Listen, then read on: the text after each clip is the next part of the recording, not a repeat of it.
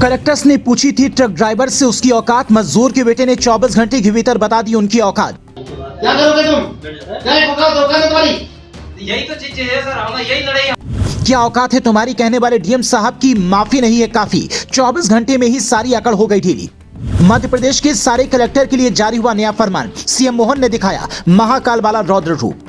कहते हैं कि कलेक्टर भी बन जाओ तो पांव जमीन पर रखना।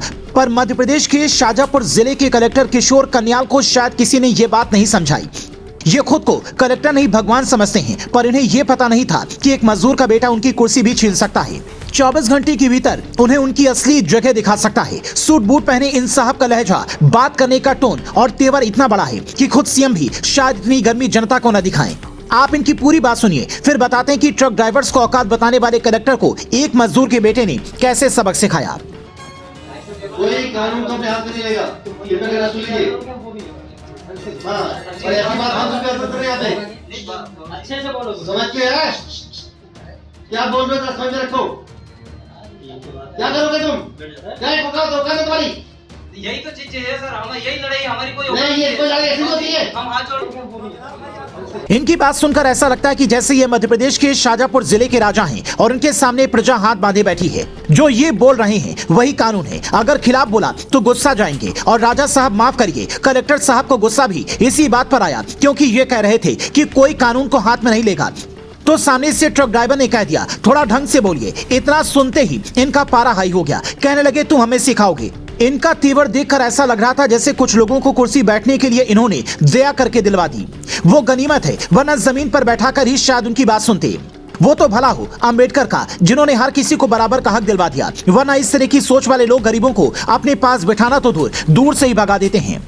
आज भी भारत के कई गांव में शायद ऐसा ही चलता होगा, लेकिन कलेक्टर ऑफिस में ऐसा होगा ये किसी ने भी नहीं सोचा होगा कि समस्या बताने पर अधिकारी को इतना गुस्सा आ जाएगा कि वो औकात पूछने लगेंगे।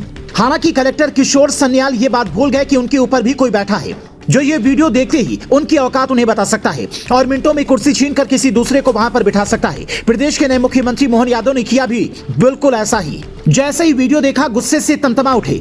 तुरंत अधिकारी को आदेश दिया कि इन्हें इसकी सजा मिलनी चाहिए, जिसके बाद 24 घंटे के भीतर ही शाजापुर में नया कलेक्टर भेजने का फरमान जारी हो गया। 2014 बैच की रिजू बफाना को नया कलेक्टर बनाकर भेजा गया है, जिनसे सीएम ने साफ साफ कहा है नरेंद्र मोदी के नेतृत्व में हम गरीबों के कल्याण के लिए काम कर रहे हैं। मनुष्यता के नाते ऐसी भाषा हमारी सरकार में बर्दाश्त नहीं। मैं खुद मजदूर परिवार का बेटा हूँ, इस तरह की भाषा बोलना उचित नहीं है। अधिकारी भाषा और व्यवहार का ध्यान रखें। यानी किसी भी अधिकारी ने अगर जनता से बदतमीजी की तो उसे माफी नहीं मिलेगी। किशोर कन्याल ने भी वीडियो वायरल होने के बाद माफी मांगी थी, लेकिन वो माफी काफी नहीं रही और सरकार ने रिजू बफाना को इस जिले की जिम्मेदारी दी। हालांकि रिजू बफाना का विवादों से पुराना नाता रहा है।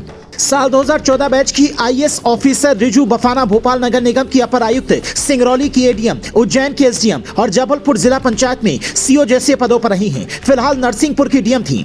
पर साल 2015 में जब आईएएस की ट्रेनिंग ले रही थी तब इन्होंने मानवाधिकार आयोग के एक पदाधिकारी संतोष चौबे के खिलाफ गंदे मैसेज भेजने के आरोप लगाए थे। इस मामले में अदालत में बयान दर्ज करवानी गई। तब इन्होंने कहा था कि मैं कैमरे में रिकॉर्ड करके बयान दूंगी। तब वकील ने कहा था कि आप ऑफिसर अपनी ऑफिस में होंगी, ये अदालत है। जज साहब ने भी ये कहा था कि आप नई ऑफिसर बनी हैं, इसीलिए ऐसी मांग कर रही हैं।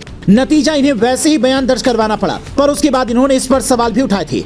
उसके बाद रिजू बफाना सुर्खियों में तब आई जब सर्किट हाउस बुकिंग को लेकर एएसपी से भिड़ गईं। हालांकि अब चूंकि उन्हें एक विवाद के बाद शाजापुर भेजा गया है, तो उम्मीद है कि जनता की जरूर सुनेंगी। किशोर कन्याल जैसे ऑफिसर को क्या सिर्फ हटा देना ही सजा है या उनके खिलाफ कोई और एक्शन होना चाहिए? जनता की औकात पूछने वाले अधिकारी के खिलाफ आप क्या एक्शन चाहेंगे?